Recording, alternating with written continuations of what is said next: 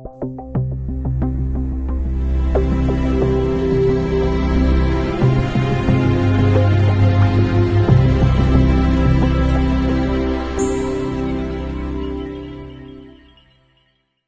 vamos a tener el privilegio de estudiar el penúltimo de los profetas del Antiguo Testamento y por ende también el penúltimo libro del Antiguo Testamento, que es la profecía del profeta Zacarías. Y es de los profetas menores el que más extensión tiene en su libro.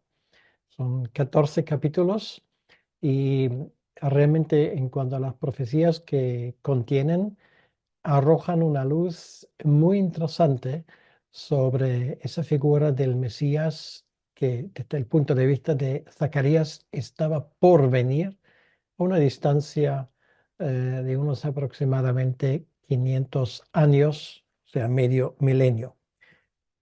Pero antes de nada, vamos a hablar un poco del mundo del profeta Zacarías. Es un libro igual que Ageo y Malaquías, un libro post-exílico. Y el libro que lleva el nombre de Zacarías nos sitúa al comienzo del ministerio del profeta Zacarías. Em, Realmente la introducción a su libro nos lo confirma. Estamos hablando del segundo año de Darío. Esto lo tenemos en el primer versículo de su profecía y también el versículo 7 del primer capítulo. Es decir, que nos estamos situando al inicio, a los principios del reinado del emperador persa Darío I. El imperio persa en su momento fue creado por Ciro el Grande, que reinó entre el año 549 y 530. Ese Ciro es aquel que dio finalmente el permiso a los israelitas en el año 539 a regresar a su país, de donde fueron llevados cautivos por los babilonios. Pues a Ciro el Grande le sucedió su hijo Cambises, que reinó entre el año 530 y el año 522, y más tarde sería Darío, precisamente, que reinaría entre el 522 hasta el 486. Darío era el hijo de Histaspes, príncipe de una rama distinta de la misma familia, y había sido en su momento oficial del ejército de Cambises. Tras la muerte de este, la sucesión fue un tema de bastante disputa, de modo que durante los 2 primeros años de su reinado, Darío tuvo que deshacerse de dos rivales muy importantes que aspiraban a ocupar el trono en su lugar y tenía que sofocar rebeliones en diferentes partes de su imperio. No obstante, a finales de su tercer año, se encontraba ya en una situación cómoda, bastante segura, con un imperio que se extendía desde la India hasta Grecia y desde Armenia en el Cáucaso hasta Egipto. Lo dividió en 20 provincias o satrapías eh, por fines obviamente administrativos. La totalidad de Sirio-Palestina, al oeste del río Éufrates y al sur del desierto de Sinaí, se convirtió en la provincia que iba a llevar el nombre Eber Nahara, lo cual quiere decir más allá del río. La zona que rodea directamente a Jerusalén era la subprovincia de Yehud, lugar concreto donde Zacarías vivió y predicó su mensaje.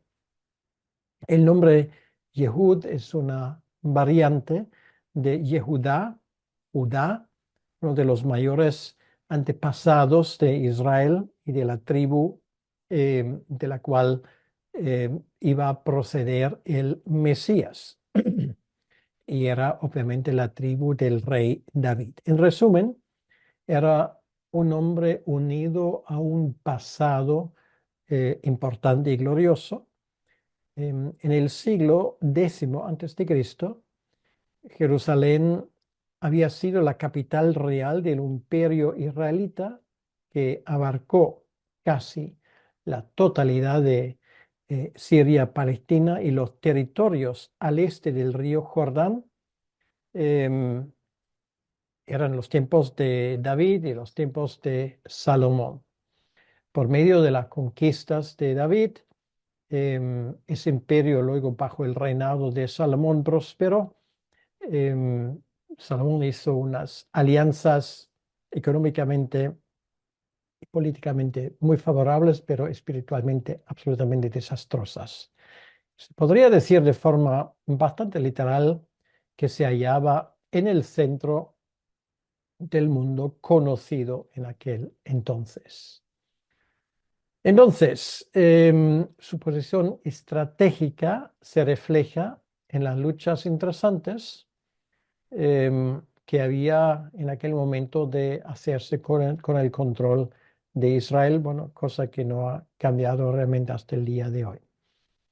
Bien, pues a la muerte de Salomón llegaron los tiempos más difíciles, una mala gestión y la incapacidad de resolver los conflictos internos condujeron a la pérdida de una gran parte del imperio de Israel, y los descendientes de David acabaron únicamente gobernando sobre la zona em, que coincide con la extensión de la tribu de Judá.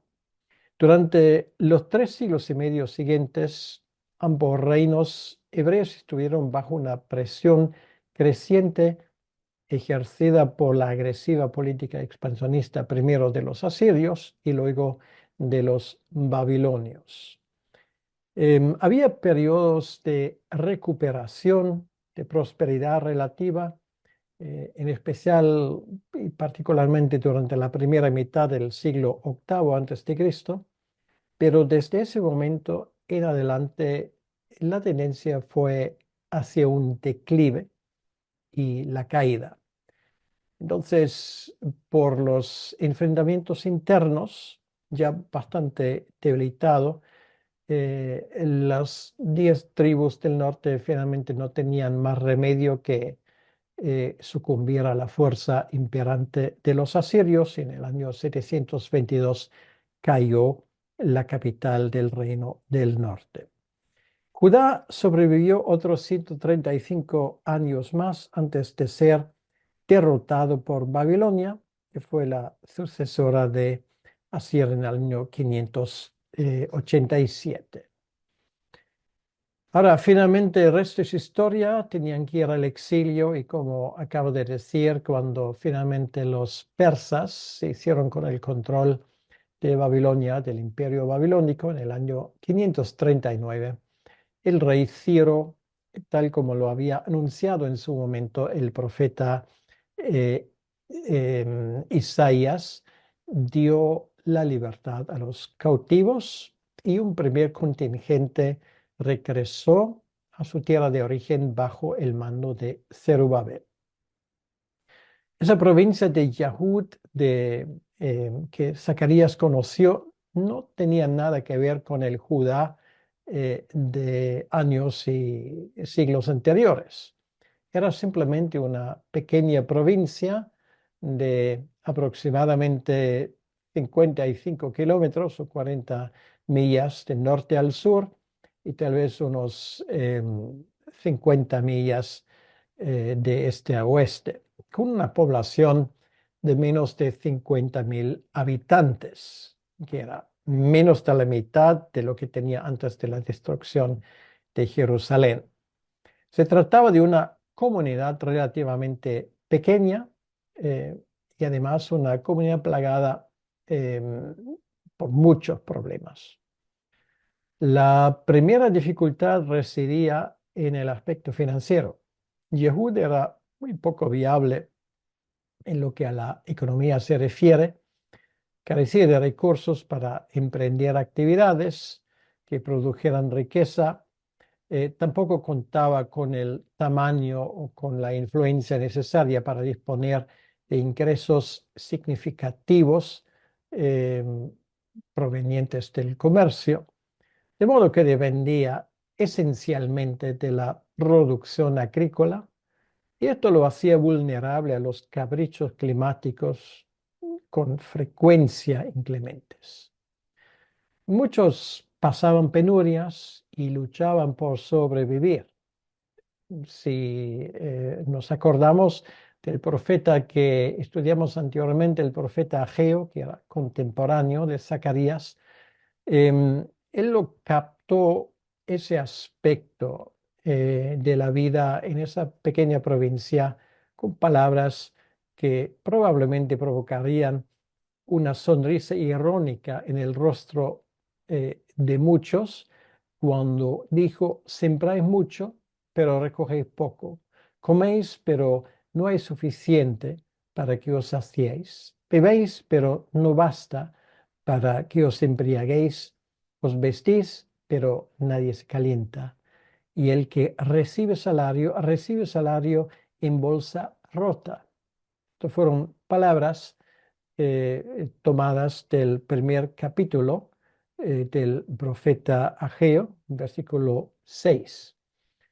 Este síndrome de la laguna financiera que ahí había, bueno, es un mal conocido hasta en nuestros tiempos. Ahora, había otro grupo de problemas que tenían que ver más bien con el índole social, y esto es también algo que notamos bastante en esa profecía de Zacarías.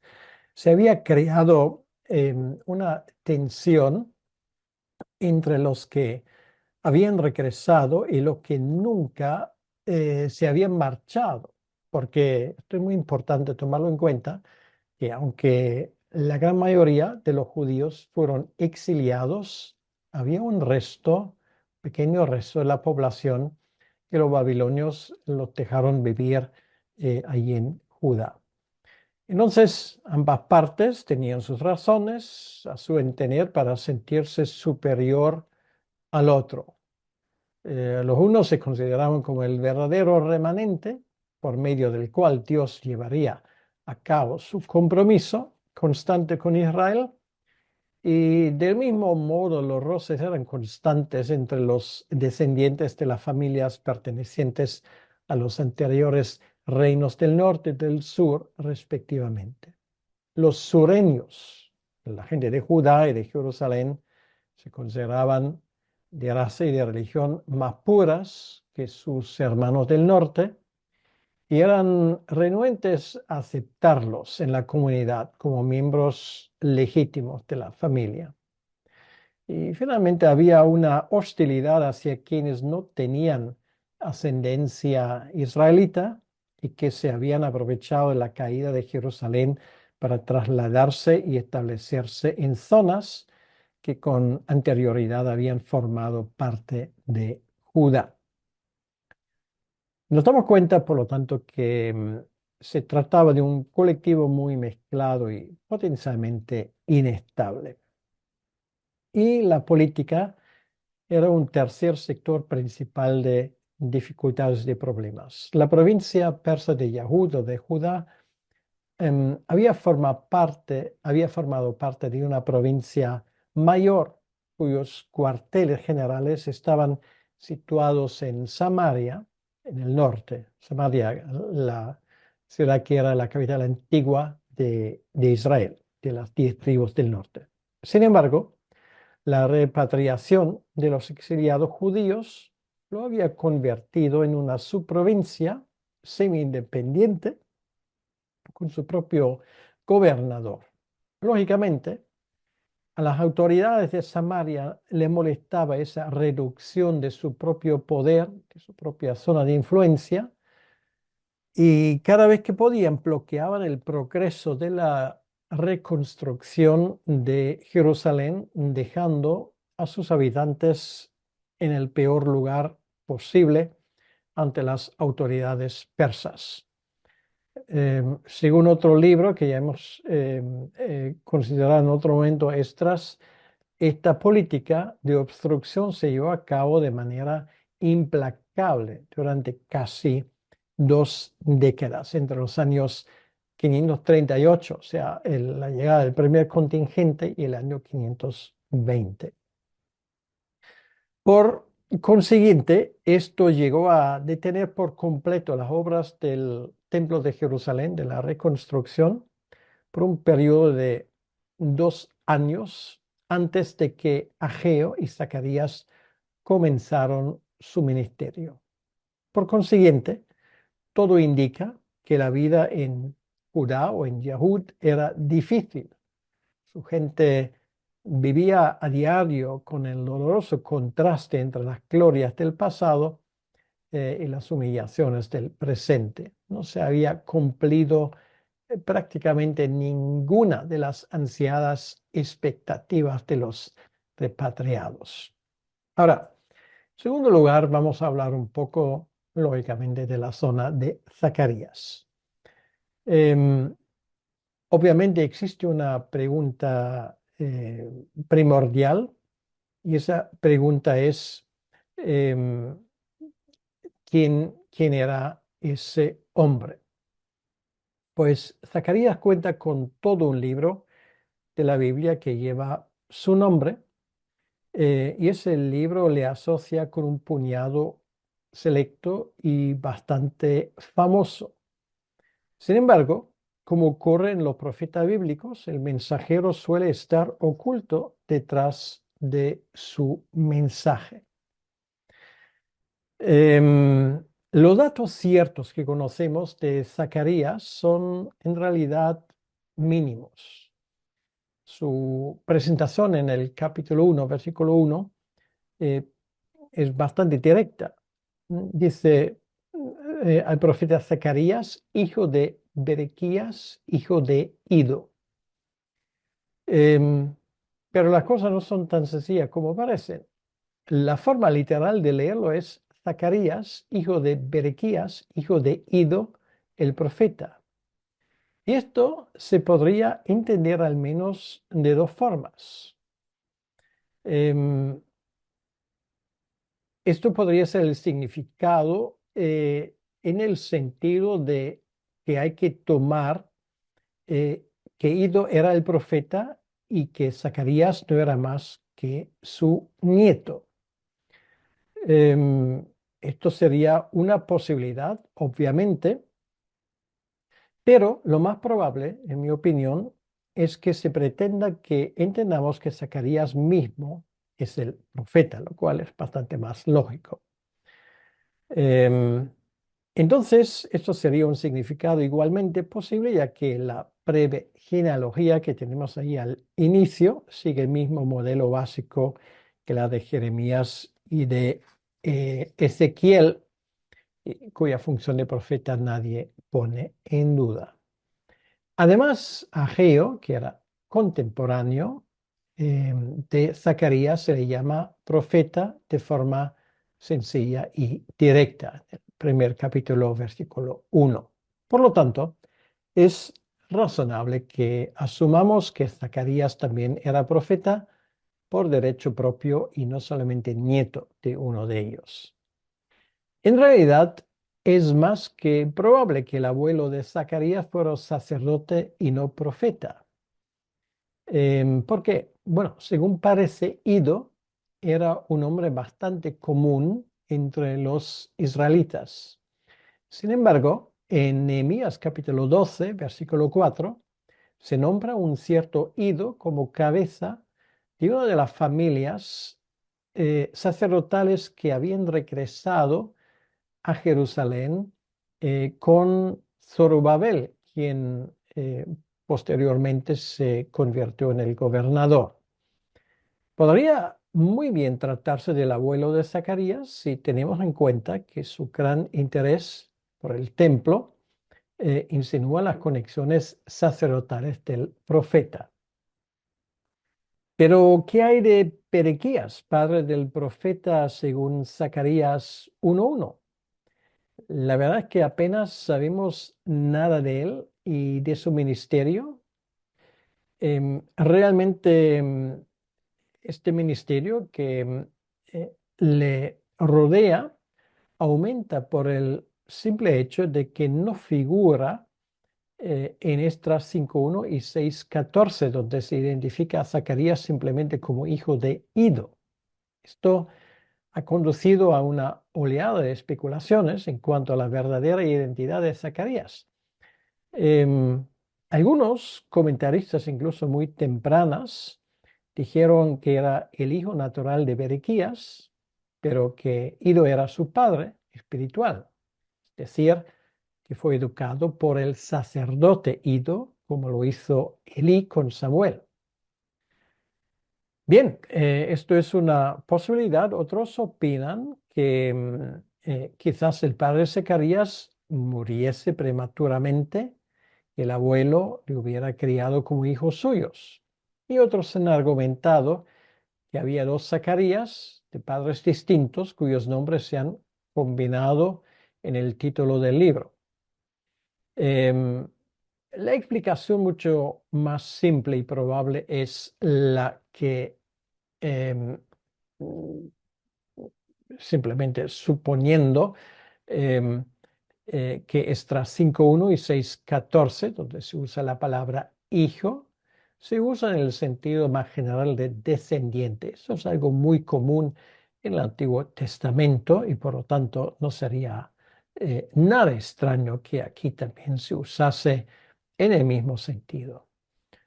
Por lo tanto, Zacarías 1:1 y 1:7 nombra al padre y al abuelo, mientras que Esdras solo menciona al abuelo que era más conocido. Bien, al margen de todo esto, realmente esa cuestión poco aporta para la interpretación del contenido. Entonces, son cosas que nos dan cierta curiosidad, pero en cuanto al entendimiento de lo que es el contenido, realmente no aporta mucho. Ahora, hablamos un poco más en concreto del libro de Zacarías. La Biblia no es un libro común, de eso ya nos hemos dado cuenta, y em, obviamente nos damos cuenta que el libro de Zacarías, que es el que nos ocupa en esta lección, es uno de los libros sin lugar a duda más extraordinarios de esos 66 libros muy extraordinarios. Em, entonces, Zacarías hay que leerlo como si se tratara de un volumen dentro de una trilogía, o sea, de 3 libros, y no como una obra suelta. Esto luego nos daremos cuenta de ello. Em, para empezar, consideramos su estructura que no es más que otra forma de plantear la pregunta, ¿cuáles son sus partes principales y cómo se relacionan entre sí? Y los detalles lo vamos a dejar un poco para más adelante, pero nos damos cuenta de una cosa que es evidente. Hay dos partes claramente distinguibles. La primera parte, que son los capítulos 1 al 6, que en este caso tiene una introducción, capítulo 1 del versículo 1 al 6, y luego hay 8 visiones, algunos dicen 8 visiones nocturnas, y luego hay una segunda parte, que son los capítulos 7 al 14, otra vez con una introducción que va del 7:1 al 8:23, y luego hay 2 oráculos, 2 profecías, una que contiene los capítulos 9 al 11 y otra que contiene los capítulos 12 al 14. Entonces, como veremos, las dos partes principales del libro están estrechamente relacionados. La introducción de la primera parte se comparte con el preámbulo general de todo el libro, un tanto subrayada por el hecho de que la introducción a la segunda parte parece ser un eco deliberado de ella y de manera más fundamental por la forma en la que funciona todo el libro. Los oráculos de la segunda parte se basan en las visiones de la primera. Si analizamos el mensaje del profeta Zacarías, nos damos cuenta de una cosa, que hay una serie de temas alrededor, se gira toda la profecía. Por ejemplo, el primer tema que llama la atención es el tema del arrepentimiento. Em, Como predicador dedicado del arrepentimiento, Zacarías adopta con resolución la postura de los grandes profetas como Isaías, Jeremías o Ezequiel, que le precedieron. Formularon em, esa postura de predicar el arrepentimiento em, con mucha vehemencia. Y esto también se nota claramente en el profeta Jeremías. Em, el arrepentimiento, es curioso, solo se menciona de forma explícita en los pocos versículos de apertura, que es del capítulo 1, versículo 1 al 6, aunque en realidad es un tema que, sin usar la palabra o el vocablo, lo vemos a través de todo el libro. Entonces, resulta difícil determinar hasta qué punto hicieron caso los que le escucharon a este mensaje. No sabemos cuánto éxito tenía. Sin lugar a duda, tuvo un cierto impacto con el compromiso de instigar a la gente de reedificar el templo, como hemos ya escuchado, pero su continua predicación sobre el arrepentimiento indica que el pecado persistió en muchas áreas de la vida personal de los israelitas. Por lo tanto, para Zacarías el arrepentimiento era un requisito y un don a la vez, una responsabilidad humana y la obra soberana de Dios, ambas cosas al mismo tiempo. A Zacarías le tocaba predicarlo para que sus oyentes cumplieran su parte poniéndolo en práctica. Una vez más, no sabemos hasta qué punto le habrían hecho caso. De todo modo, lo que podemos decir, aparte del tema del arrepentimiento, él tiene otro tema que es fundamental en sus discursos proféticos, que es el tema que a mí me gustaría formular como la ciudad de Dios. El libro de Zacarías trata de principio a fin sobre Jerusalén. Comienza con un recordatorio del enojo de Dios contra la generación precedente y una ira candente y justa que había dado como resultado la caída de Jerusalén a manos de los babilonios en el año 587-86.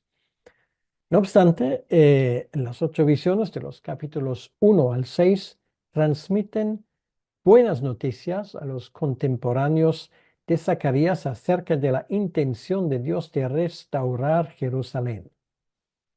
Los capítulos 7 y 8, que introducen la segunda mitad del libro, como acabo de decir, hablan del plan de Dios para bendecir de tal manera a Jerusalén en el futuro que la gente de todas las naciones del mundo quieran ir allá. Entonces, Zacarías estaba completamente de acuerdo con los profetas anteriores en cuanto a la restauración de Israel, de esto no cabe ninguna duda. Él habla y profetiza en la misma línea. Por ejemplo, Isaías y Miqueas habían hablado de un día en el que el monte de la casa del Señor sería establecido como cabeza de los montes y a él llegarían todas las naciones.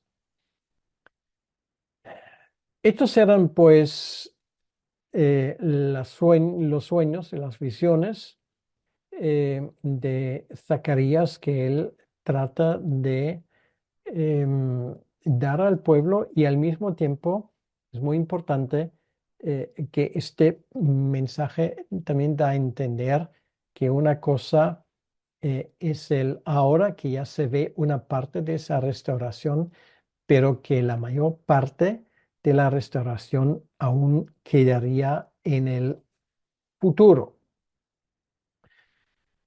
Em, Luego, otro tema que, por supuesto, y esto me lo he dejado para la última mención de los temas sobre el cual él predicaba, tenía que ver con el Mesías. Es un libro muy cristocéntrico. Quiere decir que el libro de Zacarías no se puede entender aparte de la llegada del Mesías, que para nosotros es más fácil porque ya conocemos la historia, ya sabemos las circunstancias en las cuales nació Jesucristo, pero realmente el profeta Zacarías es, bueno, si a Isaías se ha llamado el quinto evangelio, no sé, tal vez Zacarías sería el sexto, porque él aporta muchos detalles del ministerio de Jesucristo. Lo que podríamos definir como la corriente mesiánica de la predicación de Zacarías es un elemento clave de su mensaje sobre los dos aspectos del reino. Bueno, dos aspectos. Hay una parte que ya se ha cumplido y hay otra parte que aún no se ha cumplido. Tanto Ageo como Zacarías consideran em, enormemente relevante el hecho de que Zorobabel hubiese sido nombrado gobernador porque era descendiente directo del rey David. Y esto es una de las razones por que Mateo empieza su evangelio con una genealogía en la cual aparece Zorobabel como descendiente del rey David. Y además, su hijo Salomón había construido el primer templo y había desempeñado un papel importante en el inicio de la obra del nuevo templo, ese Zorobabel como descendiente de David. Entonces, ante el telón de la profecía anteriormente dada, todo esto tenía una importancia muy grande. Isaías había hablado de un día pasado la tragedia del exilio en el que un retoño brotaría del tronco de Isaí. Esto lo tenemos en el capítulo 11 de Isaías. Y de un renuevo de sus raíces que llevaría fruto. Jeremías, por ejemplo, había adoptado la expresión el renuevo como término técnico para designar el futuro Mesías. Por ejemplo, en Isaías capítulo 23, en el versículo 5 y 6 leímos, he aquí vienen días, declara el Señor, en que levantaré a David un renuevo justo y él reinará como rey, actuará sabiamente y practicará el derecho y la justicia en la tierra. En sus días será salvo Judá, Israel morará seguro. Por lo tanto, no es de sorprender que el nombramiento de Zorobabel como gobernador y con Josué, el sumo sacerdote a su lado, fuese recibido con mucho entusiasmo de parte de Zacarías y sus contemporáneos. Zorobabel no era más que un gobernador, eso está claro, que no era un rey. Sin embargo, Su ascenso al liderazgo sirvió de gran estímulo a los que esperaban el cumplimiento de las profecías de Isaías y de Jeremías. Ese es el contexto en el que se debe de entender el lenguaje mesiánico que hablan tanto Ageo como Zacarías cuando ellos se expresan en cuanto a Zorobabel. Si no contásemos más que con Zacarías 1 al 6, podríamos pensar que éste creyó que Zorobabel era el Mesías prometido. Lo describe como hombre favorecido por el Espíritu, un hombre escogido por Dios para edificar el templo y como uno de los dos ungidos que servirían al Señor de toda la tierra, como posible alusión al pasaje de Jeremías 33. Sin embargo, a pesar de todo esto, existen buenas razones para creer que Zacarías no pensaba que Zorobabel fuera el Mesías definitivo. En primer lugar, el gobernador de Yehud, nombrado por los persas, no daba en absoluto la talla para ser el rey ideal que Isaías y Jeremías habían predicho. Y Zacarías era plenamente consciente de ello. El día de Zorobabel es un día de pequeñeces, dice en el 4:10, y no la realidad final. Y la segunda razón es que en los capítulos 7 al 14, Zacarías habla de otra figura, un rey que vendrá a Jerusalén aquel día en el futuro. Capítulo 9, versículos 9 al 17 habla de ese tema. Su carrera solo se describe a grandes trazos, como si se tratara del papel que debe interpretar una figura cuya identidad plena aún está por revelar. En el capítulo 9 aparece como justo y dotado de salvación, humilde, montado en un asno. Obviamente esto se cumplió en la entrada de Jesucristo en Jerusalén.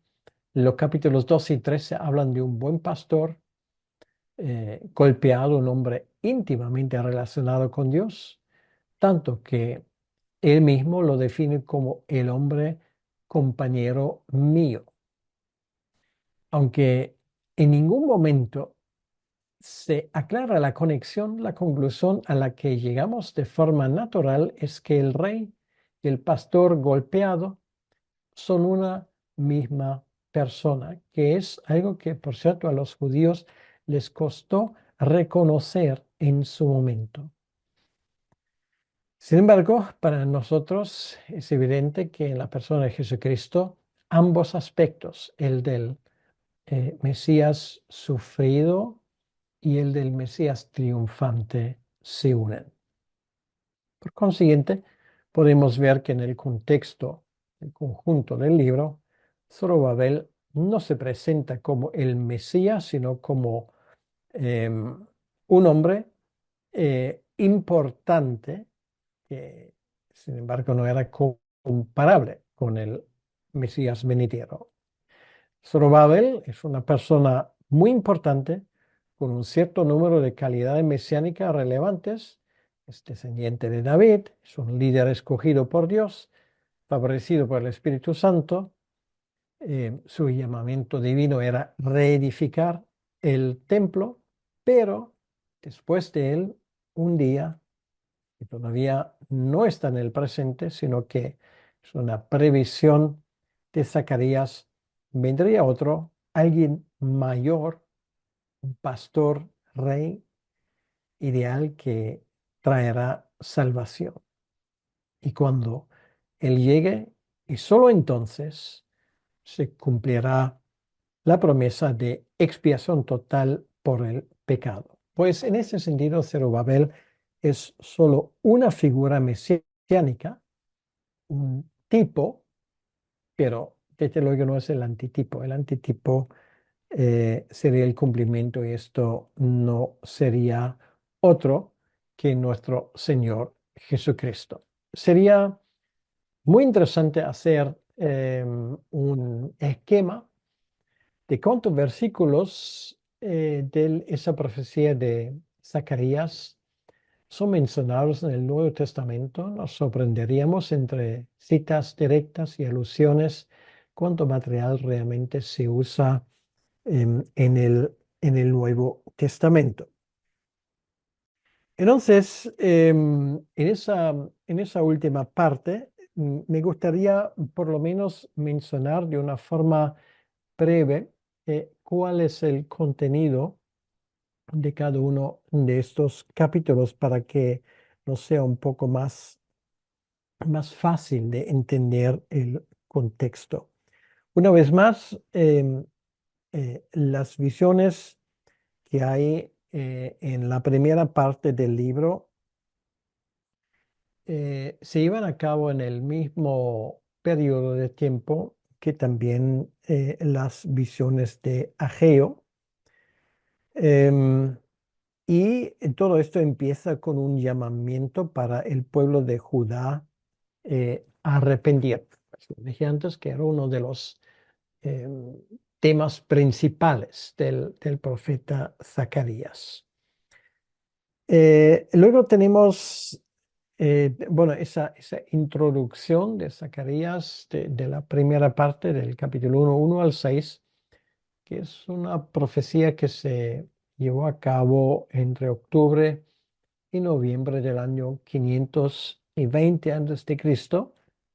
Es fácil de averiguarlo porque dice que esa profecía empieza en el mes octavo, en el segundo año del rey Darío, lo cual nos lleva a esa fecha, octubre-noviembre del año 520.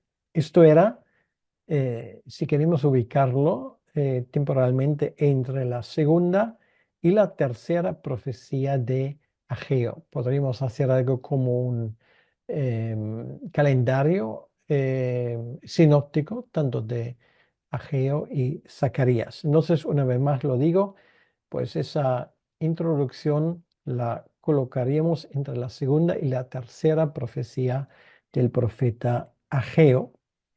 Y esto es el único sitio, sí, el único sitio, podríamos decir, entre las 7 fechas que tenemos en Ageo y en Zacarías 1:8, donde el día del mes no se menciona. Luego tenemos una segunda parte de profecías que son las de entre el 1:7 y el 6:15. Estos son 8 visiones de noche, o sea, en una noche sin dormir.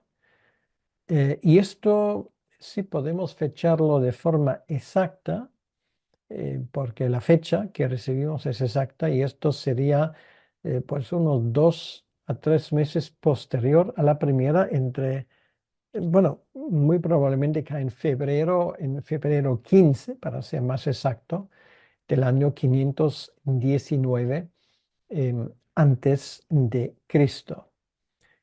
Allí el profeta Zacarías recibe 8 visiones en la noche, en una noche donde no consigue reconciliar el sueño. Y esto se supone era el mismo año em, cuando los judíos del tiempo después del exilio, o sea, la misma parte del año, siguieron la costumbre medo-persa y babilónica de empezar el año nuevo en primavera. O sea, podríamos decir de cierta manera, era un mensaje para el nuevo año.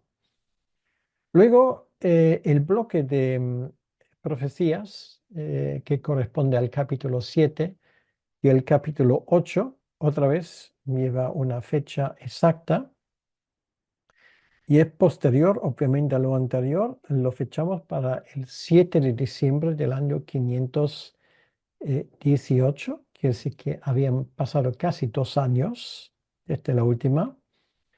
Y allí Zacarías recibe cuatro mensajes que él predicaba en el mismo día. Y cada mensaje empieza con la frase, la palabra del Señor vino a Zacarías o la palabra del Señor llegó a mí o me vino a mí.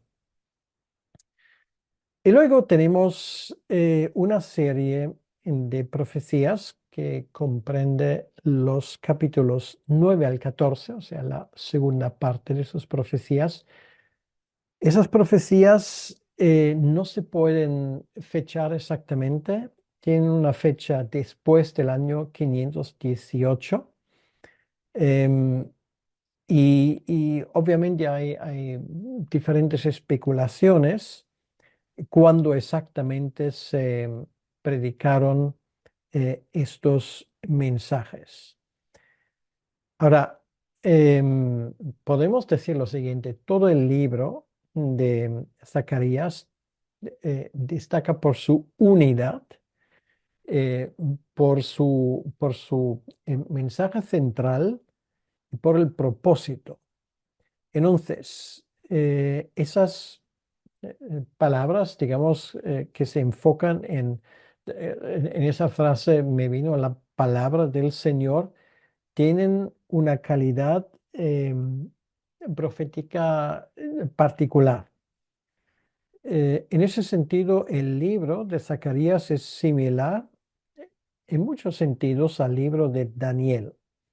O sea, el libro entero forma o nos da material que hace una puente entre las profecías de Daniel y el discurso de nuestro Señor del Monte de los Olivos, por ejemplo, Mateo 24, Marcos 13, Lucas 21, y luego el libro de Apocalipsis.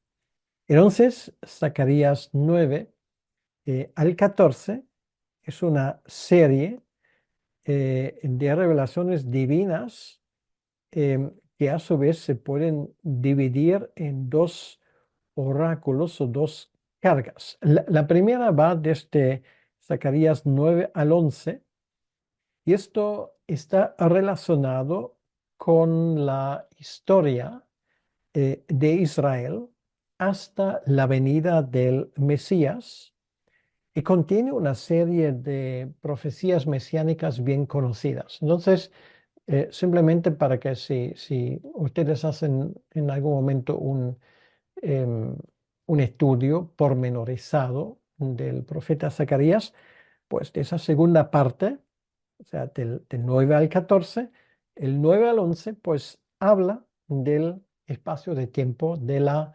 primera llegada del Mesías, o sea, del ministerio de Jesucristo. Ahora, la última parte de su profecía, quiere decir em, los capítulos 12 al 14, em, es una profecía que tiene que ver con la época del Nuevo Testamento en términos generales.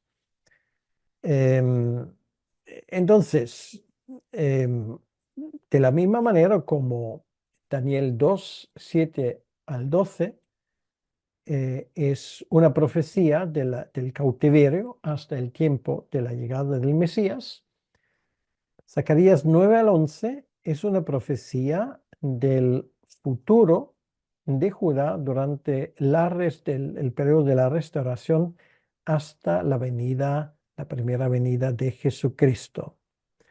Entonces, en Zacarías capítulo 9, en el inicio del primero de los dos oráculos que componen la segunda parte del libro, hay una profecía muy interesante que incluso menciona la palabra Grecia, lo cual quiere decir que es el imperio de Alejandro Magno.